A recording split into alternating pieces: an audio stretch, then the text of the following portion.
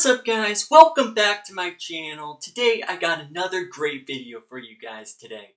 So today what we're going to do is we're going to go into Logic Pro X, and what I'm going to be doing is doing a part 2 of the video I did yesterday where I recorded MIDI drums in loop. So what we're going to do today is dive into Logic and show you guys how to edit the drums and make them sound amazing.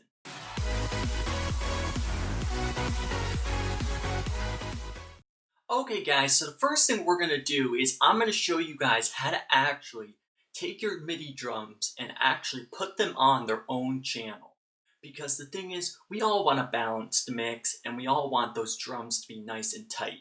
And by having them on their own channels really helps.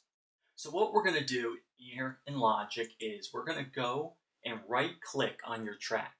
And then what you're going to do is just go over to Separate by Note Pitch. And when you click on that, watch what happens. It puts every single drum on their own channel. So now you can go into your mixer and actually mix these drums and make them sound amazing. Okay guys, so the next thing I want to do is show you guys how to quantize these drums. So what we're going to do is double click on the kick drum track here. And here is our kick notes right here inside of. So what we're going to do is we're going to highlight all of them here. And what we're going to do is over here we're going to click quantize. And what happens is they just bounce right into place. So what we're going to do now is for next, highlight all of them, quantize. For hi-hats, hi-hats. And that's how you quantize. So what we're going to do now is move on next step. Alright guys, so the next thing we're going to do is I'm going to show you guys how to turn your hi-hats into something that sounds like a real drummer is actually playing the hi-hat. Now I've done a video on this before, so check it out, and if you haven't seen my last video on doing this, make sure you go check that out too. So take a look at what we're going to do. So what we're going to do is actually zoom in here a little bit to make our hi-hats like this. And what we're going to do is actually turn this into sounding like a real drummer is playing. So you see how all of my hi-hats are on one line. What we're going to do is take the next one and move it up like this. Take the next one and move it up. And then we're going to skip one, take the next one, move it up. Skip this one, take the next one, move it up. Skip one, take the next one, move it up. So you're doing a pattern.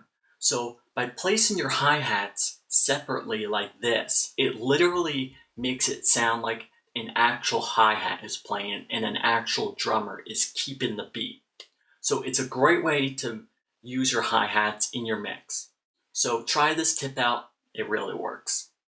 Okay guys, so now that we just did that tip with the hi-hats, I'm going to let you take a listen to the drum beat to hear what it sounds like now that we transformed the hi-hat to sound like this. So let's take a listen.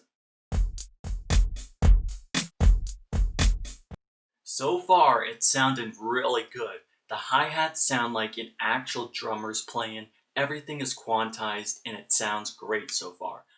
Okay guys, so what we're going to do is one more tip for you guys, and what we're going to do is I'm going to show you guys how to actually bounce your tracks in place, which means render them down to an audio track, so that when it comes time to mix them, that's what you do. So what we're going to do is we're going to click on our kick drum, then we're going to right click and click on bounce in place. And then we're going to click OK. And then that is how you render your tracks down to be an audio track. Now, that MIDI track that's on top of there, what you can do is actually delete that track because you don't need it anymore. You have the audio track. So we're going to click on the old MIDI track and delete that. So now what we can do is we're going to do the rest of these, and then that is how you actually edit your MIDI drums.